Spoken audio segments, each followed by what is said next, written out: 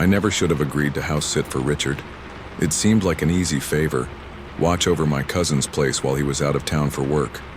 I wasn't doing much anyway, and the idea of having a whole house to myself was appealing. No, roommates, no noise, just peace and quiet.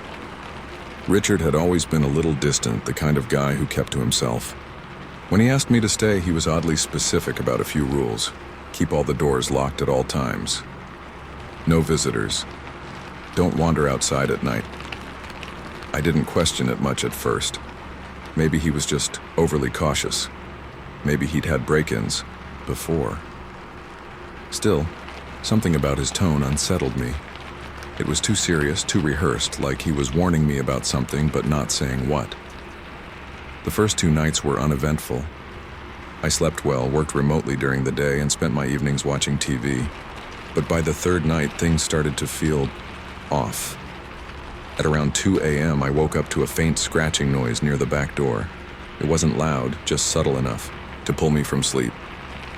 At first, I thought maybe a stray cat had wandered into the yard, but when I checked the security camera feed from my phone, the backyard was empty. Still, the noise persisted. I crept downstairs, flipping on the lights as I went. Through the glass sliding door, the backyard was empty. Just the wind rustling the tall fence and the occasional gust of leaves swirling around. But then I saw something. Faint footprints in the dirt near the back deck. They weren't there before. Felt a chill crawl up my spine, but I convinced myself it was nothing. Maybe they were old. Maybe I just hadn't noticed them. I locked the door and went back to bed. But the next morning, the footprints were gone. Not covered by wind or rain, just completely erased like no one had ever been there. That night, I kept the security camera feed open on my phone, checking it obsessively. Around 3 a.m., my phone buzzed, a motion alert. I sat up in bed staring at the screen, a figure, a small one, standing by the fence. I squinted, trying to make sense of it. It looked like a child, barefoot, wearing what seemed to be a thin, tattered dress, but before I could get a better look, the feed cut out, signal lost. My heart pounded in my chest. I grabbed a flashlight and hesitated at the back door. Every rational part of me screamed not to go outside. But if it was a kid, if someone was out there, could I really ignore it? I turned the knob, cracked the door open just an inch, and that's when I heard it. A low whisper, barely audible, just beyond the doorway. Help me. The flashlight beam cut through the yard. No one was there.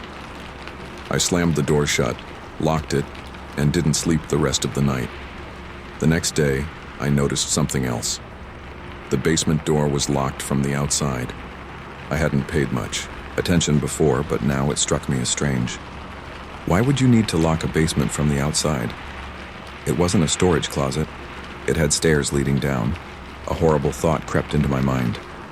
Was Richard keeping something down there? That night, the whispers returned. I stayed in my room, refusing to look out the window. But at exactly 3 a.m., something outside let out a small, shallow breath, just beyond the glass. I couldn't take it anymore. I called the police. When the cops arrived, I felt ridiculous explaining everything. Strange noises, footprints, a child who disappeared from the camera feed. The officer in front, a man in his late 40s with tired eyes, just nodded along like he'd heard it all before. Then, something happened that I still have nightmares about. A soft knock at the front door. The officers exchanged a look. One stepped forward, resting his hand on his holster before slowly turning the knob. There she was, the girl. Standing on the porch, staring past us with blank, unfocused eyes. She looked starved, pale skin stretched over sharp cheekbones. Her dress was torn, her bare feet caked in dirt. She didn't shiver, didn't react to the cold, and she said nothing. One of the officers knelt. "Sweetheart, are you okay? What's your name?" Nothing, no expression, just emptiness. They took her inside, wrapped a blanket around her. I stood in the kitchen, my hands shaking. One of the officers turned to me. "Did you check the basement?" Shook my head. "It's locked." The older officer exhaled, rubbing his temple. Get the bolt cutters." The lock snapped. The door creaked open. A horrible stench rolled out, something stale and rotten. I hesitated at the top of the stairs, flashlight in hand, but the officer motioned for me to stay back. He descended, gun drawn, stepping carefully into the darkness. Then he froze.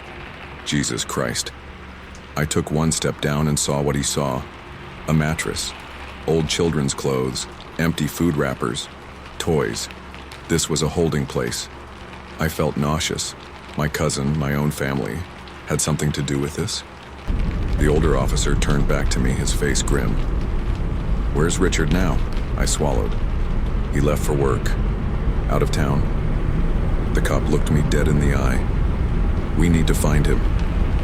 That night, as I sat in the back of a police car, Richard called me. My hand trembled as I answered. "Daniel." His voice was eerily calm. "Everything okay at the house?" I couldn't breathe. "Richard, what the hell's going on?" A pause, then a soft chuckle. "I told you not to open the basement." I felt my stomach drop. The line went dead. The girl was identified. She had been missing for 6 months. Richard was never found. Over the next few days, unmarked white vans passed by the house. Different ones. They never stopped, never parked, but they slowed down whenever I was outside. I moved out of state 2 weeks later, and then one night, months after it all ended, I saw something in the news. Another missing child, found outside that same house, sitting on the curb, staring blankly, ahead waiting. I should have gone home. That thought drilled into my skull as I sat there gripping the steering wheel, heart hammering against my ribs. The snowstorm outside was relentless, thick sheets of white swallowing the road, blurring the world beyond my windshield. I'd been driving all night. One last ride, that's all I wanted. One last fare before heading home. But now, I was stuck. The accident had happened so fast. One moment I was cruising down the road, the next, a dark shape loomed ahead. Something large. Maybe a fallen tree, maybe an animal I didn't know. Instinct kicked in and I swerved. But the icy road had no mercy. My tires lost grip. The car spun. Next thing I knew, my front wheels were buried deep in a snowbank. I exhaled, rubbing my hands together for warmth. No signal. Of course. The storm had knocked out reception. After a few minutes of cursing myself for taking this damn ride, I tried my radio. Nothing. Just static. I wasn't getting out of this alone. With numb fingers, I grabbed my roadside assistance card and used the emergency line in my car. A man picked up, voice calm and steady. "We've got a truck about 30 minutes away. Stay inside, keep your engine running. We'll get to you as soon as possible." I thanked him, hung up and sat in silence watching the snowfall thicken. Then, in my rearview mirror, I saw it. Flashing amber lights, faint through the storm. A tow truck. Already? I frowned. It had only been 10 minutes. The truck pulled up behind, me headlights blinding. A figure emerged, trudging through the knee-deep snow. He was tall, wrapped in a thick coat, face hidden beneath a beanie and scarf. I rolled my window down an inch. Cold air bit at my skin. "You need a tow?" the man asked. His voice was deep, neutral. No company name on his jacket, no badge. "Yeah," I hesitated. "I called roadside assistance a few minutes ago, but they said..." "They sent me," he interrupted. Something in my gut twisted. "Mind stepping out?" He gestured toward my front bumper. "Need to check your car before I hook it up." I hesitated. "Yeah, sure." I didn't move. The man shifted slightly and his gloved hand went to my trunk. The latch clicked. My breath caught. I turned fully, watching as he lifted the trunk halfway, peering inside. "What the hell are you doing?" My voice came out sharper than I intended. The man didn't answer. His eyes scanned my belongings, a duffel bag, a first aid kit, a tire iron. Then, as if remembering I was still watching, he muttered a quick, "Sorry," and slammed it shut. Every hair on my body stood on end. Something was wrong. I kept my phone in my lap, fingers hovering over the call button. Maybe I was overreacting. Maybe I was just on edge because I was stranded in the middle of nowhere alone. Then my phone rang. I flinched. I looked at the screen. Roadside assistance. The real one. My stomach dropped. I swallowed hard, answered. "Hey, this is Jeremy with dispatch," the voice said. "Our truck's about 20 minutes out. You still safe in your vehicle?" My blood ran cold. The man outside was not my roadside assistance. I felt him before I saw him. He was at my window again, standing motionless, breath fogging the glass. I kept the phone pressed to my ear, forcing my voice to stay even. "Yeah, I'm good," I said, loud enough for him to hear. His eyes narrowed. Then he did something that sent my heart into overdrive. He reached up and tried the handle. Locked. I heard the faint sound of teeth grinding. Then, without a word, he turned and walked back to his truck. But he wasn't leaving. He was waiting. Panic clawed up my throat. I kept the line open, whispered into the phone, "Jeremy, I need the police. Now." Jeremy's tone changed immediately. "What's happening?" I didn't get the chance to answer. From the tow truck, a second man emerged. This one wasn't bundled up like the first. He moved fast, too fast. I barely had time to process before he was already halfway to my car. And he was carrying something. A crowbar. I slammed my car into reverse, tires spinning uselessly in the snow. My heart was pounding so hard I could barely hear. The first man was back at my driver's side window, pounding on the glass. "Get out of the car." I didn't. He slammed his palm against the window again, harder, angrier. Then the second man raised the crowbar and swung. The impact shattered my side mirror. Glass sprayed across my lap. I screamed. My foot slammed the accelerator, but my wheels only spun deeper into the snow. The first man went for the handle again, yanking it violently. I was going to die. Then, blinding light. A deafening horn blast. A third vehicle appeared behind. Them. Another tow truck. The real roadside assistance. The two men froze. For a split second I saw it. The calculation in their eyes. They weren't just some random carjackers. They weren't after my car. They were after me. The new truck barreled toward us, high beams flooding the road. The men turned, sprinting back to their truck. The one with the crowbar tossed it, scrambled inside. They sped off, disappearing into the storm. The roadside workers ran up to my window, shouting if I was okay. I couldn't answer. I was still shaking, still gripping the steering wheel like a lifeline. They called the police, stayed with me until they arrived, but by the time the cops showed up, the truck was gone, just vanished into the snow. They never caught them. The police took my statement, told me I wasn't the first. There had been reports of people going missing under similar circumstances. Stranded drivers, blizzards, fake tow trucks. Some were found, some weren't. And the object in the road that had made me crash? Gone. That was 6 months ago. I still drive. But never at night. And I never take rides that lead me out into the snow because I know they're still out there, waiting.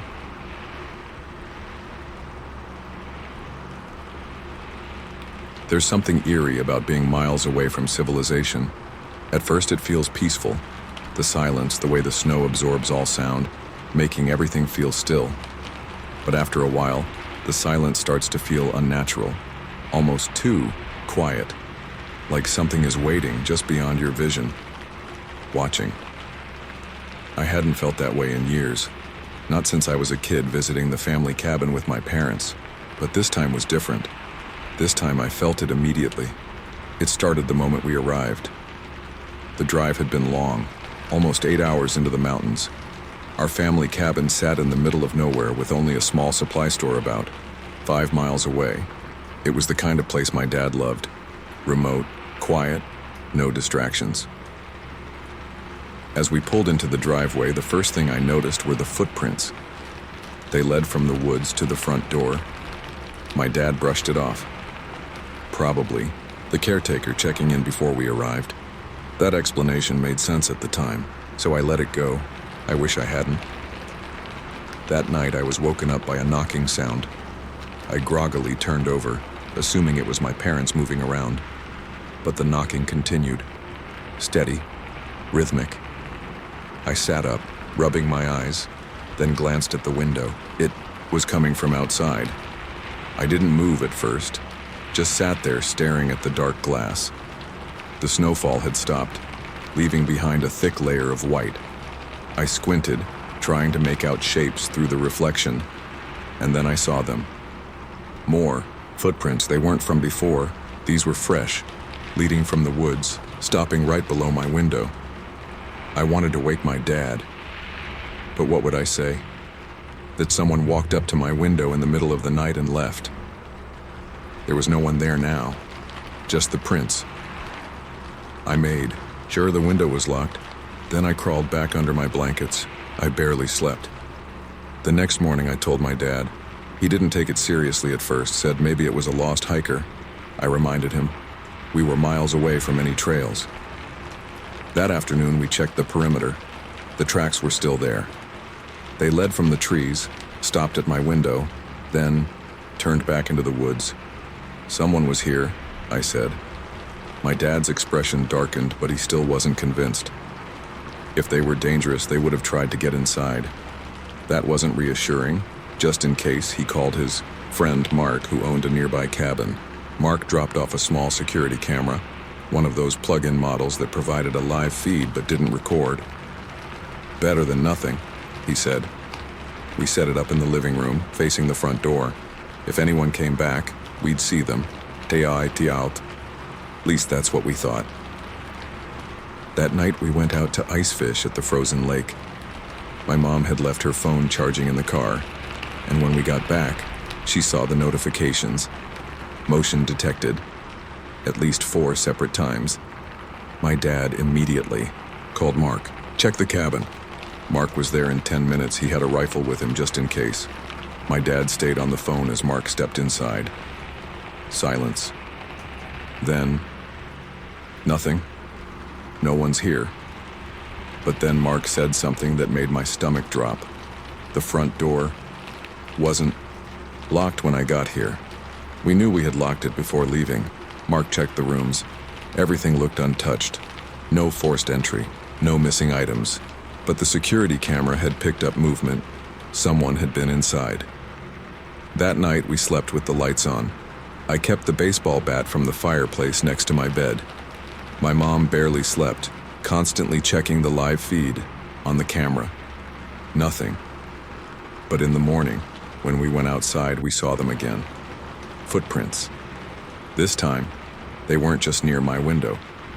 They led from the woods to the front door, then back to my parents' window, then mine, then to the back door. This time my dad didn't hesitate. He grabbed his coat and followed the prints into the woods. My mom begged him not to. Stay here, he told us. He disappeared into the trees. 20 minutes passed, then 30, then 40. I kept my eyes on the tree line, waiting to see him emerge. My hands were shaking. The wind had picked up, howling through the cabin walls. Then, finally, I saw him. He was walking fast, almost running. He burst through the door, out of breath. His face pale. We're leaving, he said. What did you see? My mom asked. He just shook his head. Pack your things. We're leaving. Now. We drove all the way back to the city that night. None of us spoke. Hours later, when we finally stopped at a gas station, I asked him again, "What did you see?" He hesitated, then finally muttered, "More tracks." So, we already knew. No. He cut me off. He swallowed, looking over his shoulder like someone might be listening. There were multiple sets of tracks. A chill ran through me, not just one person, there were several, and worse. They weren't leading toward the cabin, he whispered. My heartbeat pounded in my ears. What do you mean? He exhaled, looked me straight in the eyes. They weren't approaching the cabin. They were leaving. I never went back. My dad sold the cabin that summer. Never told me who he sold it to, and I never asked. Mark kept checking in for a while, but he never saw footprints again. Nothing strange ever happened after we left, but I know what my dad meant. Whoever was watching us, whoever walked up to my window at night, they weren't waiting for us to arrive. They were already inside.